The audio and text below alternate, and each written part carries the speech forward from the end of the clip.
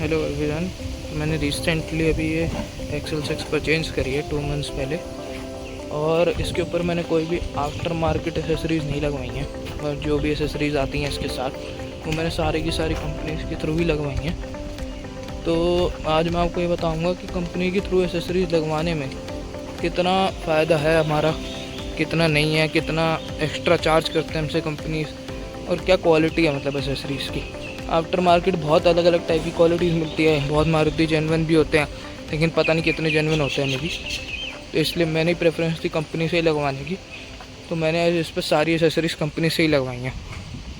तो इसकी एसेसरीज़ की शुरुआत करते हैं पीछे से। तो सबसे पहले मैंने इसके अंदर, मैं इसके प्राइजेज़ वगैरह आपको सारे साथ बताता रहूँगा, लेकिन जो भी एग्जैक्ट प्राइजेज़ होंगे वो मैं नीचे मेंशन कर दूँगा वीडियो में। पर जो रफली प्राइस है मैं आपको भी बता दूँगा वीडियो में।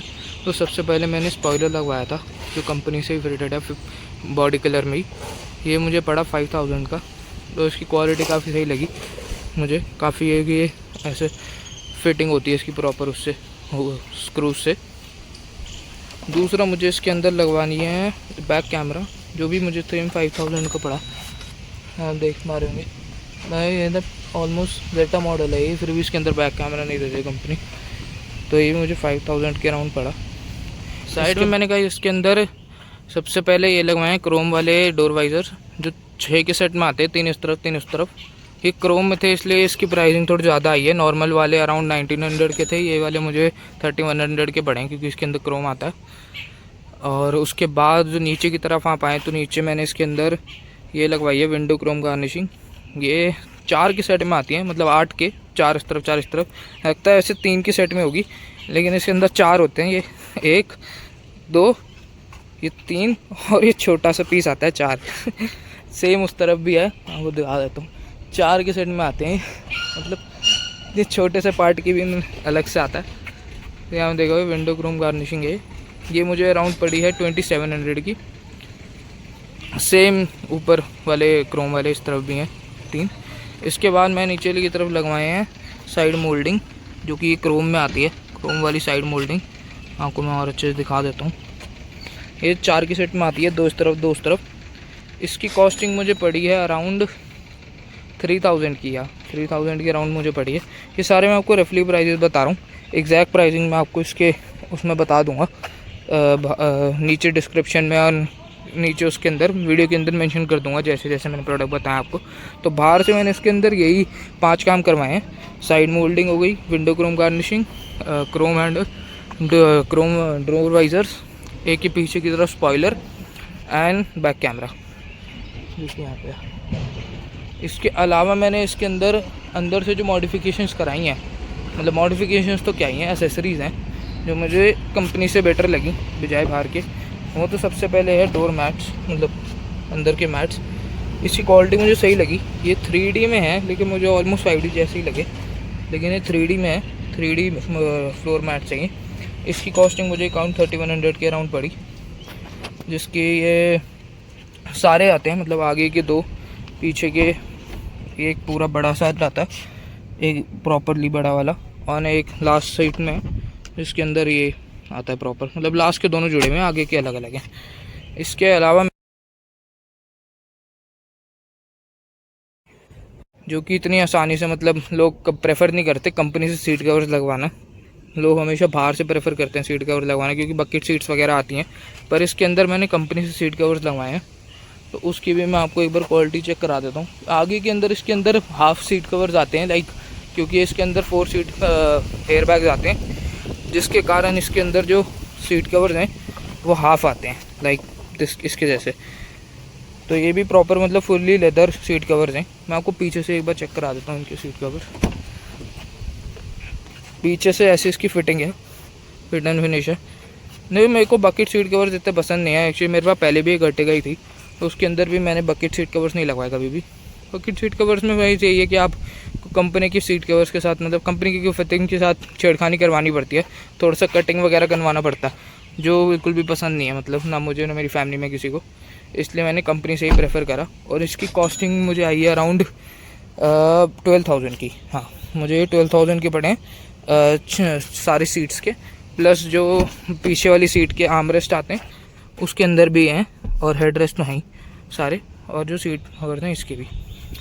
तो मुझे ये काफ़ी अच्छे लगे, मतलब इनकी फिट एंड फिनिश। मतलब आगे वाली सीट्स की अगर आप छोड़ दो, क्योंकि आगे वाली सीट्स की ये साइड एयरबैग्स आते हैं इस चक्कर में इसके अंदर सारे अवेलेबल नहीं है, तो मतलब ऑब्वियसली वो कवर हो जाएंगे इसलिए। लेकिन पीछे की और जो बैक में जो सीट कवर्स हैं तो काफ़ी मतलब सही फिटिंग में है। मुझे इतने वो नहीं था कि चढ़ने वाले सीट कवर्स भी इतने अच्छी फिटिंग में होंगे। और बाकी इतना कोई इशू नहीं आया, क्योंकि मैं ऑलरेडी इसके साथ 2 ट्रिप मार चुका हूँ। मुझे परचेज़ करे हुए कार ऑलमोस्ट 2 मंथ्स हो चुके हैं, 3 मंथ्स हो चुके हैं। जिसके अंदर ये नेक्सा की तरफ से ही आता है परफ्यूम, ये भी मुझे उन्होंने दिया था। ये ऑलमोस्ट मुझे पड़ा 900 का, 890 है इसकी MRP, तो ये मुझे इतने का पड़ा। बाकी इसकी परफ्यूम और फ्रेग्रेंस वगैरह काफ़ी अच्छी है, और ये दिखने में भी काफ़ी अच्छा है, गुड लुकिंग है। मैं आपको एक बार दिखा देता हूँ बाहर से भी। ये ऐसे कुछ आता है। तो यार इन सारी एसेसरीज़ के अलावा एक और एसेसरी है जो मैंने ली है, लेकिन वो मैंने आफ्टर मार्केट परचेज़ करी हुई। कंपनी में वो अवेलेबल नहीं थी। कंपनी में वो थी अवेलेबल, लेकिन कंपनी में सिर्फ आगे की 4 शीशों की लेती। वो है ये डोर शेड्स, विंडो शेड्स जिसे आप कहते हैं। ये मैंने इसकी तरफ से बाहर से परचेज़ करे थे। ये मुझे अराउंड 2000 के पड़े थे, चारों विंडोज़ के, मतलब 6 विंडोज़ के, क्योंकि एक क्वार्टर ग्लास के लिए भी आता है, आप देख सकते हैं। लेकिन जो कंपनी से था वो सिर्फ आगे की 4 विंडोज़ के लिए था, और उसकी कॉस्टिंग भी मुझे अराउंड 4000 के अराउंड पड़ रही थी, जो कि आई टाइप कर्टन टाइप वाला था। लेकिन वो इतना सक्सेसफुल भी नहीं है और इतना वो भी नहीं था, और मुझे यही वाला चाहिए। मैंने अपनी पुरानी कार में भी यही वाले इंस्टॉल कर रखे थे और मुझे काफ़ी सही लगते हैं। तो इसकी कॉस्टिंग मैंने आपको बताया, मुझे 2000 के अराउंड पड़ी, और 6 सेट कार सेट का है। इसके अलावा मैं जल्दी गाड़ी के अंदर 2 और एसेसरीज़ कह सकते हैं जो फिर ज़रूरत की चीज़ें जो लगवाने वाला हूँ। वो है एक तो स्टीयरिंग कवर, बहुत जल्दी मैं इसके अंदर एक स्टीयरिंग कवर लगवाने वाला हूँ, प्रॉपर लेदर स्टिचिंग वाला। और दूसरा मैं इसके अंदर हल्के ग्रीन टिंट करवाने वाला हूँ शीशे। इसके अलावा वैसे जो टेम्पल होता है वो दिया था मुझे कंपनी वालों ने, जो आगे लगाते हैं डाइबोर्ड पे। तो यही थी बेसिकली जो सारी एसेसरीज मैंने कंपनी से लगवाई हैं, जिसका टोटल मुझे अराउंड 41-42,000 का पड़ा।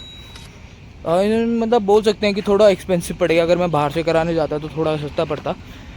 पर जो मैंने कंपनी का काम देखा, जो मुझे कंपनी का वो प्रेफरेंस लगी ना, वो मुझे काफ़ी अच्छी लगी। मतलब जो क्वालिटी था काम का, और मेजॉरिटी काम मेरा क्रोम पे हुआ है। तो कंपनी से अगर कराओ तो क्रोम की थोड़ी गारंटी रहती है कि इतने जल्दी रस्ट नहीं होगा, क्योंकि मैंने बाहर से भी काम कराया है। मेरे पास एक और कार है इग्निस, इसके अंदर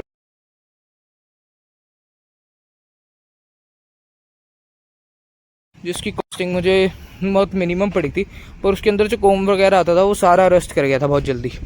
मैं आपको उसकी भी वीडियो बहुत जल्दी दिखाऊंगा। मैंने उस पर भी बनानी है एक वीडियो, जिसमें मुझे दिखाने के आफ्टर मार्केट काम कराना कितना हेडेक है।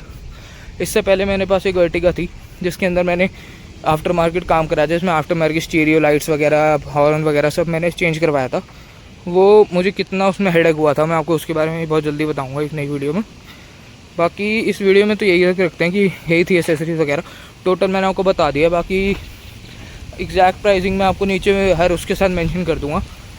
बाकी ये गाड़ी मैंने ली है DD मोटर्स से, जो शालीमार में पड़ता है, और उसकी अब एक ब्रांच जो उसमें आ जाती है पंजाबी बाग में, उनसे मैंने परचेज़ करी थी। तो मुझे काफ़ी अच्छे थे, मतलब ऐसे कोई दिक्कत नहीं हुई उनसे। और बाकी एसेसरीज वगैरह सारी उन्हीं से मैंने लिया। आप चाहो तो उनसे कभी भी कॉन्टैक्ट वगैरह करके ले सकते हैं। तो थैंक यू गाइस, यही था इस वीडियो में।